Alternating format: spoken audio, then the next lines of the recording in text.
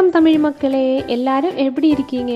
இன்னைக்கு மரவள்ளி கிழங்கில் எப்படி ஒரு வெரைட்டியாக சிப்ஸ் பண்ணுறதுன்னு பார்க்கலாங்க. அதுக்காக நான் இங்கே 300 கிராம் மரவள்ளி கிழங்கு தோலெல்லாம் எடுத்து நல்லா க்ளீன் பண்ணி வச்சுருக்கு. இது நல்லா கொதிக்கிற தண்ணியில் போட்டு 2 நிமிஷம் போல் வேக வைக்கணும். அது கூட கொஞ்சமாக தேவைக்கு தகுந்த மாதிரி உப்பையும் சேர்த்திக்கோங்க.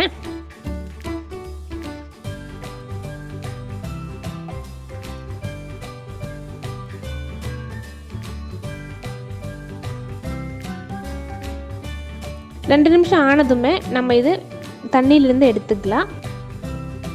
ஒரு பிளேட்டுக்கு மாற்றி நல்லா சூடு ஆறுன வரைக்கும் வெயிட் பண்ணலாங்க. ஒரு சைடில் இருக்கட்டும். இப்போ இது நல்லாவே சூடு ஆறிடுச்சுங்க.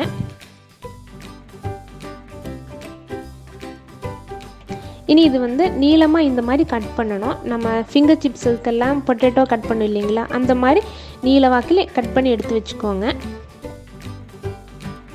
நான் இங்கே எல்லாமே கட் பண்ணியாச்சுங்க. இனி இதுக்காக ஒரு மசாலா ரெடி பண்ணணும். அதுக்காக நான் இங்கே ஒரு சின்ன பீஸ் இஞ்சி, 3 பல்லு பூண்டு, 2 பச்சை மிளகாய்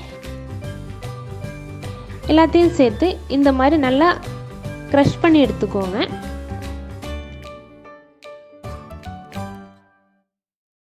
அது ஒரு பவுலுக்கு மாற்றிக்கலாம்.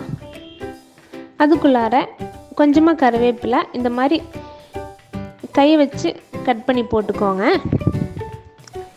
இதுக்குள்ளார 4 டேபிள் ஸ்பூன் கடலை மாவு, 1 டேபிள் ஸ்பூன் ரவை, 2 டேபிள் ஸ்பூன் அரிசி மாவு, ஒரு பிஞ்ச் மஞ்சள்தூள், 1/4 டீஸ்பூன் சாதாரண மிளகாய்த்தூள், 1 டீஸ்பூன் காஷ்மீரி மிளகாய்த்தூள், 1/2 டீஸ்பூன் கரம் மசாலா, ஒரு பிஞ்ச் பெருங்காயத்தூள், அப்புறம் தேவைக்கு தகுந்த மாதிரி உப்பு நல்லா மிக்ஸ் பண்ணுங்க. அதுக்குள்ளார நம்ம கட் பண்ணி மாற்றி வச்சுருக்கிற மரவள்ளி கிழங்கையும் சேர்த்துக்கோங்க. நல்லா மிக்ஸ் ஆனதுக்கப்புறம் தேவைக்கு தகுந்த மாதிரி ஒரு 2-3 டேபிள் ஸ்பூன் மட்டும் தண்ணி ஊற்றி இந்த மாதிரி நல்லா மிக்ஸ் பண்ணிக்கோங்க. இது ஒரு 10 நிமிஷம் போல் ரெஸ்ட் பண்ண வைக்கணும். இனி இது ஃப்ரை பண்ணும்போது இந்த மாதிரி ஃப்ரை பண்ணிக்கோங்க. 4-5 பீஸை ஒட்டுக்கா எடுத்து முன்னாடி 2 பீஸு முன்னாடி 2 பீஸு அந்த மாதிரி வச்சு எல்லாமே ஒட்டுக்கா பிடிச்சி இந்த மாதிரி சூடான எண்ணெயில் போட்டு ஃப்ரை பண்ணி எடுத்துக்கோங்க.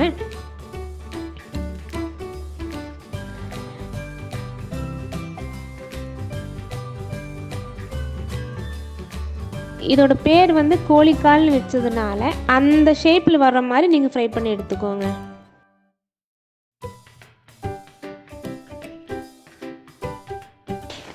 எல்லாமே நமக்கு இந்த மாதிரி ஃப்ரை பண்ணி எடுக்கலாம். 2-3 பேட்சாக தான் நம்ம இதை ஃப்ரை பண்ண முடியும். வெளியில் நல்லா கிறிஸ்பியாக உள்ளே நல்லாவே சாஃப்டாக இருக்கும். இது சாப்பிடும்போது நீங்களும் மரவள்ளி கிழங்கு வாங்கும்போது கண்டிப்பாக உங்கள் வீட்டில் ட்ரை பண்ணி பாருங்கள். கண்டிப்பாக உங்களுக்கு பிடிக்கும். நம்ம இந்த மசாலாவோட டேஸ்ட்டு கொஞ்சம் உப்பு காரம் கொஞ்சம் தூக்கலாடுற மாதிரி இருக்கணும். அப்போ தான் இது ஃப்ரை பண்ணும்போது இதுக்கு அந்த உப்பு காரம் கரெக்டாக இருக்குங்க.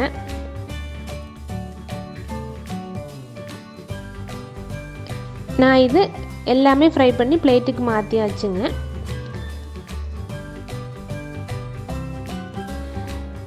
இன்னைக்கு வீடியோ அவ்வளோதான். இந்த வீடியோ உங்களுக்கு கண்டிப்பாக பிடிச்சிருக்குன்னு நினைக்கிறேன். இந்த வீடியோ பிடிச்சிருந்துன்னா லைக் பண்ணுங்கள், ஷேர் பண்ணுங்கள். இன்னுமே சப்ஸ்கிரைப் பண்ணாமல் பார்க்குறீங்கன்னா சப்ஸ்கிரைப் பண்ணி சப்போர்ட் பண்ணுங்கள். நன்றி, வணக்கம்.